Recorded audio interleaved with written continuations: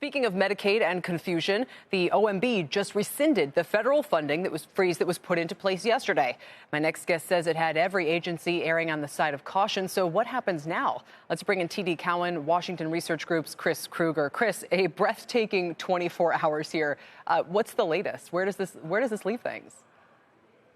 Great question. I don't think anyone really knows. So the executive order that was issued by OMB was rescinded, 10 minutes ago. A federal judge had halted the order, which effectively, it was basically a 24-hour quasi-government spending shutdown. The overall framing issue, though, here is the question of impoundment. Does a president have the ability to not spend dollars appropriated by the Congress? This started, this is not a new issue. This started with President Jefferson in 1801.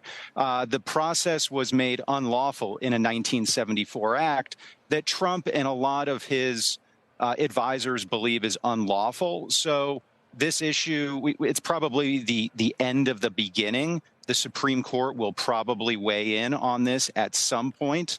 But we're, as of, 10 minutes ago, the federal spending freeze has been halted. Does that mean that the sort of job, what are they called?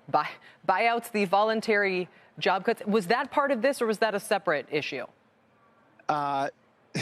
Separate issue. The federal buyout, too, also unclear the legality surrounding that. Tim Kaine, Democratic senator from Virginia, where a lot of government federal employees resides, suggesting that that's not legal. That is also probably going to be litigated. This is definitely a bull market for lawyers. We'll see where that shows up, but that was a separate order. Okay. So basically, this is more narrowly about the federal funding freeze. If it did go forward, what exactly was it? And would it affect Medicaid disbursement and so forth? Well, it was a two-page memo, and the U.S. government spends about $7 trillion a year. The way it was crafted, and again, the agencies were erring on the side of caution. You don't want to go against a directive from the OMB.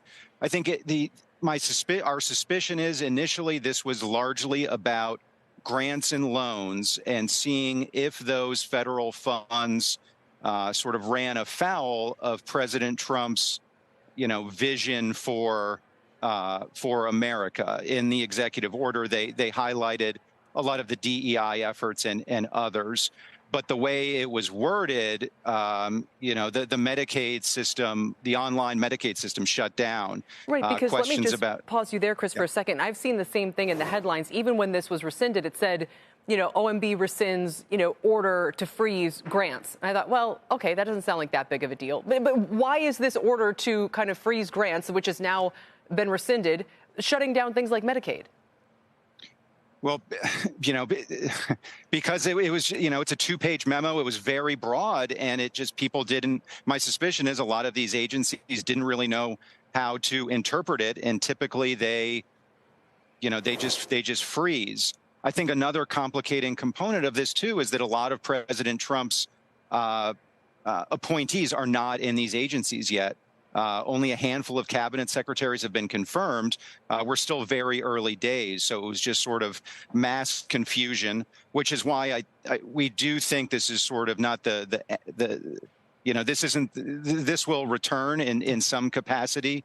Russ Vought, who's been nominated to be the OMB director, should be confirmed probably by next week. So, stay tuned on further developments here. But the bigger picture, the federal government runs out of funding on March 14th. Right. We have a debt ceiling issue this year. Democrats are going to be needed for both of those measures, along with California wildlife relief, et cetera. So, I think congressional Democrats had largely given Trump, hadn't really pushed back too much on the incoming administration.